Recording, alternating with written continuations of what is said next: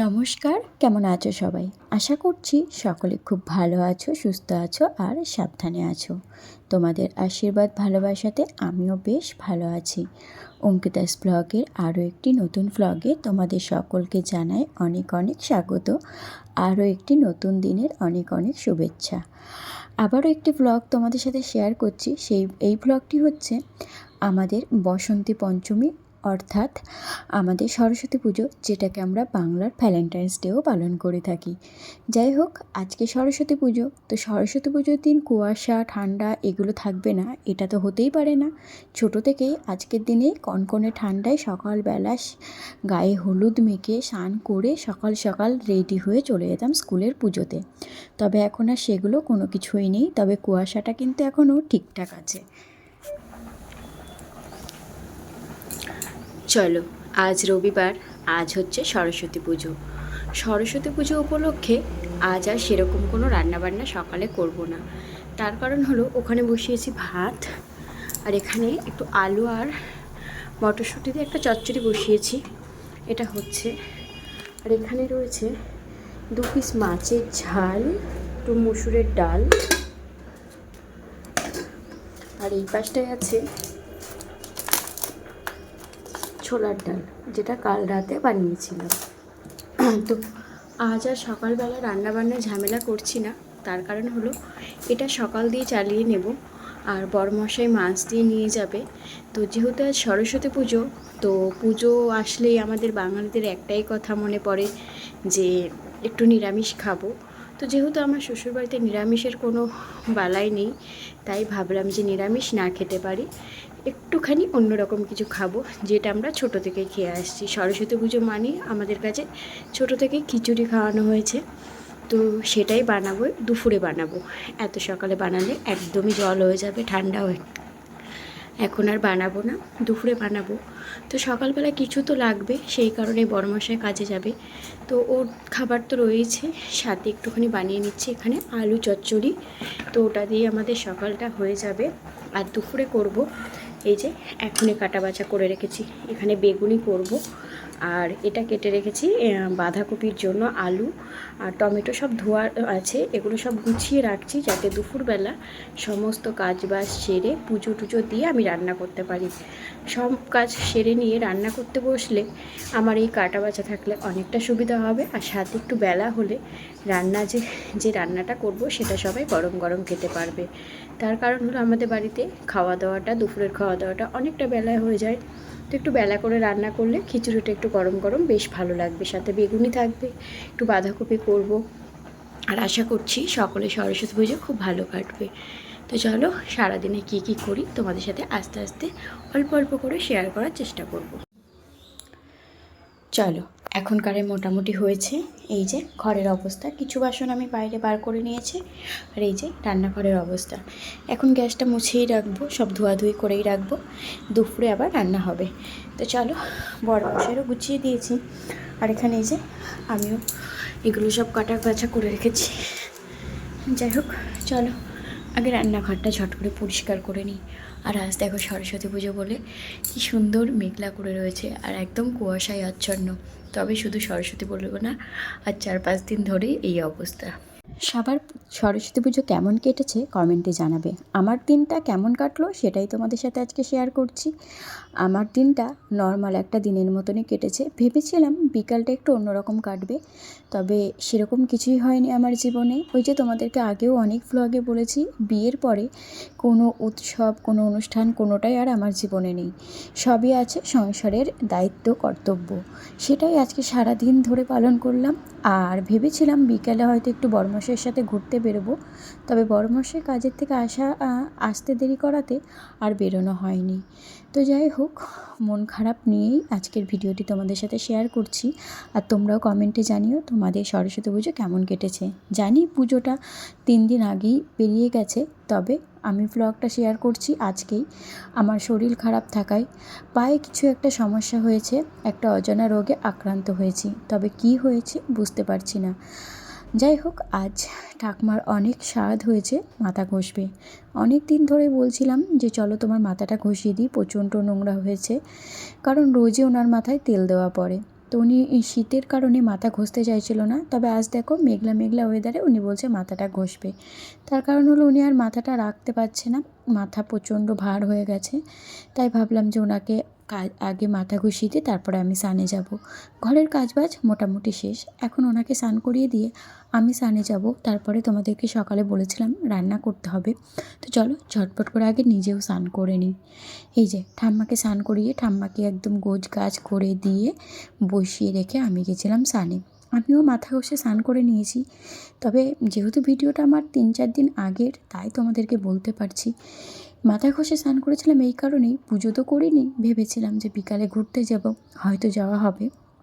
কিন্তু ওই যে কপালে সুখ শান্তি সব কিছুই কিন্তু কপালে থাকা দরকার। দুঃখটা সবার জীবনেই থাকে, কিন্তু সুখ শান্তিটা কিন্তু সবার জীবনে থাকে না, সেটা কিন্তু কপালের ব্যাপার। তো আমার জীবনেও সেরকম কিছু, মানে দুঃখটা চিরস্তরে রয়ে গেছে, ওটা হচ্ছে চিরস্থায়ী জিনিস। তবে সুখটা ক্ষণস্থায়ী, কখনো হয় কখনো হয় না। সেটা হয়তো সবার জীবনেই, সুখ কিন্তু খুব অল্প সময়ের জন্য আসে, সেটা সবার জীবনেই, আমার বলে নয়। আমি নিজের ভাগ্যটাকে দোষ দিচ্ছি, তার কারণ হচ্ছে এই ভাগ্যটা আমি নিজেই বেছে নিয়েছি। এখানে কিন্তু বাড়ির লোকের কখনোই কোনো হাত নেই, তাদেরকে আমি কোনোদিনও দোষারোপ করতে পারবো না। তো যে সংসারটা আমি বেছে নিয়েছি, ভেবেছিলাম সংসারটা মন দিয়ে করব, তো সেটা চেষ্টাও করছি। তবে কিছু কারণে অনেক সময় মনটা ভেঙেও যায়, তবে সেই মন ভাঙা নিয়েও কিন্তু সংসারে সমস্ত দায়িত্ব পালন করি। যাই হোক, এটা সব মেয়েদেরই করতে হয়। তো চলো, এখানে সিঁদুরটা পরা হয়ে গেছে, এখন যাব পুজো দিতে।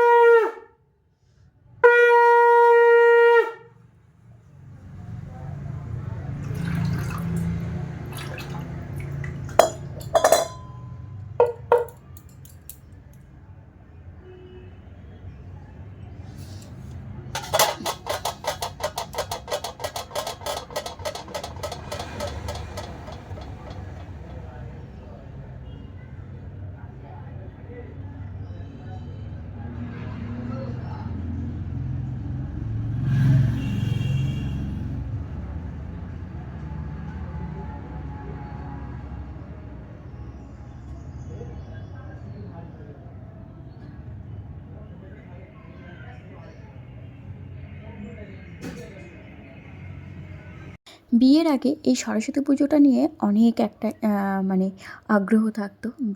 সরস্বতী পুজো আসা মানেই কিছু কেনাকাটা, নতুন শাড়ি কেনা, ম্যাচিং করে ব্লাউজ কেনা, সাথে ম্যাচিং করে জুয়েলারি কেনা, প্ল্যানিং করা যে কোথায় ঘুরতে যাব, বন্ধুদের সাথে যাব না বয়ফ্রেন্ড মানে যে আমার হাজব্যান্ড তার সাথে যাব, কত প্ল্যানিং থাকতো। তবে বিগত 2 বছর ধরে এইসব আর কোনো জীবনে নেই, প্ল্যানিংও নেই, সাথে হুট করে যে প্ল্যানিং করে চলে যাব সেটাও কিন্তু নেই। গত বছরের সরস্বতী পুজোটা আমার ঠিক এরকমই কেটেছিল, এবছরও এরকমই কাটলো। তো ভেবেই রেখেছি আর কোনোভাবেই এক্সাইটেড হব না কোনো উৎসব অনুষ্ঠান নিয়ে, যতটুকু হবে সেটা দেখা যাবে। কোনো কিছু নিয়ে আনন্দ করতে চাইলেই সেটা আর হয় না, সব কিছুতেই নিরানন্দে পরিণত হয়ে যায়। তো এখানে দেখো, সরস্বতী পুজোয় মাকে অঞ্জলি না দিলেও ঘরের ভক্তি ভরে ঘরের ঠাকুরকে পুজো দিয়ে চলে এসেছিলাম রান্নাঘরে।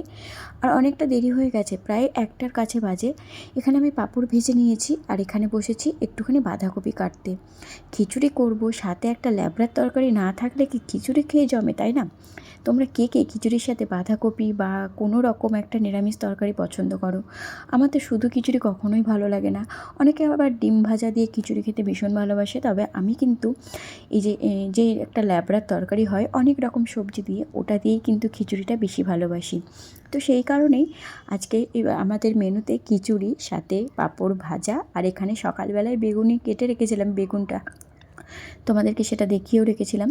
তো সেই বেগুনি ভাজাই বসিয়ে দিয়েছি এখানে, আর এই পাশে খিচুড়ি। আর খিচুড়ি করতে গেলে একটা ফেনা, যত ভালো করেই চাল ডাল তুমি ধুয়ে নাও না কেন, একটা ফেনা ভাব উঠে আসেই।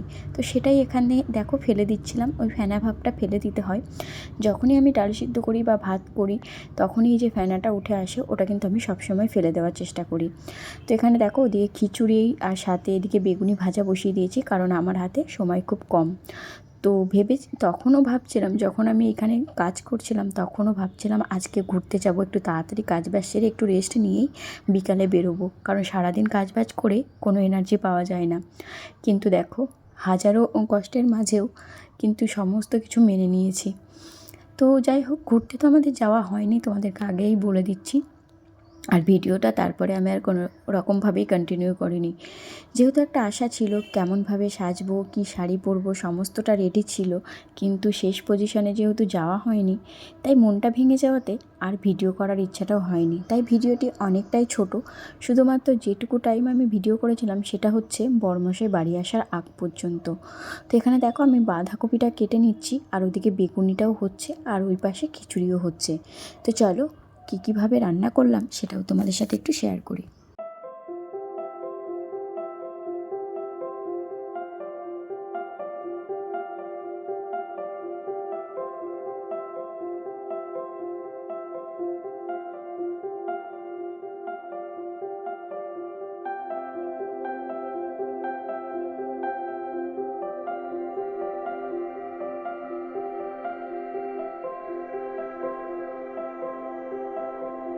তাড়াহুড়ো করে কাজ করতে গিয়ে এই যে করে ফেললাম একটা অনেক বড় অকাজ, কেটে ফেললাম আজকেও আমার হাতের কেরি আঙুলের একটা কোনা। তো যাই হোক, এই কাটা আঙুল নিয়ে এখন সমস্ত কাজবাজই করব। আমার কাছে এসব এখন যেন নিত্যদিনের একটা সঙ্গী হয়ে গেছে। এগুলো এখন আর কোনো কিছু মালুম হয় না, হাত কাটা, ছোটোখাটোভাবে পুড়ে যাওয়া, এগুলো আর আমার কাছে এখন মালুম হয় না। তো তারপরেও হাত কাটাটা নিয়েই আমি কিন্তু সমস্ত কাজ করেছি। আর এখানে দেখো খিচুড়িটা প্রায় হয়ে গেছে, এপাশে আমি মশলাটা কষিয়ে নিচ্ছি, আর ওদিকে কিন্তু আমার বেগুনিটা আর পাঁপড়টা ভাজা হয়ে গেছে। এপাশে মশলাটা কষিয়ে খিচুড়ির মধ্যে দিয়ে দেবো, তারপরে ওদিকে করব বাঁধাকপি। তো ওদিকে মোটামুটি বাঁধাকপিটা সিদ্ধ বসিয়ে দিয়েছি, আর এদিকে দেখো খিচুড়িটা একটু বেশি পরিমাণে হয়ে গেছে, যেই কারণে একটুখানি নাড়াচাড়া করতে অসুবিধা হচ্ছিলো। বুঝতে পারিনি চাল ডালের পরিমাণটা এতটা দিলে এটা এইভাবে টইটুম্বুর হয়ে যাবে, পুরো গামলাটা জুড়ে টইটুম্বুর হয়ে গেছে। আর খিচুড়িটা একটু বেশি করে করেছিলাম, যেহেতু আমাদের বাড়ির সবাই খিচুড়ি খুব ভালোবাসে। আর এটা দুবারের খাবার, সকালে দুপুরে খাবো আবার রাতেও খাবো, সেই কারণে একটু বেশি করে করেছিলাম। আর সরস্বতী পুজো খিচুড়ি হবে না, এটা হতে পারে? তো এখানে দেখো আমি বাঁধাকপি সিদ্ধ করে নিয়ে বাঁধাকপির যে আলু মটরশুঁটি মশলাটা কষিয়ে নিয়ে বাঁধাকপিটাও দিয়ে দিয়েছি। আর বাঁধাকপিটা একদম অল্প আঁচে করেছি। বাঁধাকপি করতে করতে আমি ওদিকে যা বাসন বেরিয়েছিল সব মাজা হয়ে গেছে, কারণ একটা টাইমও নষ্ট করিনি। আর এখানে রান্নাবান্নাও হয়ে গেছে। এখানে দিয়ে দিয়েছি ঠাম্মাকে খেতে বেগুনি, সাথে একটা ল্যাবড়ার তরকারি, আর এই যে এটা হলো আমার কাকা শ্বশুরের। তো চলো আমরাও একটু গরম গরম খিচুড়ি খেয়ে নিই। আর এই যে এখানে এসছে আমাদের বাড়ি মা সরস্বতী, ইনি হলেন আমার বান্ধবীর মেয়ে। ওই যে আমাদের বাড়ির অপোজিটে যে বাড়িটা, চায়ের দোকান, ওই বাড়ির আমার যে বান্ধবী তার মেয়ে। সম্পর্কে আমি ওর দিদা হই। তো আমাকেই দেখাতে এসেছিলো। দেখো আমি বললাম যে একটু ভালো করে পোজ দিয়ে দাঁড়াও, আমি তোমার একটু ছবি তুলি। ও কিন্তু এক্সপার্ট, পুরো মাসির মতো। মাসিও ভীষণ সুন্দর ছবি তুলতে পারে, মাসিকে তো তোমরা আগেও দেখেছো।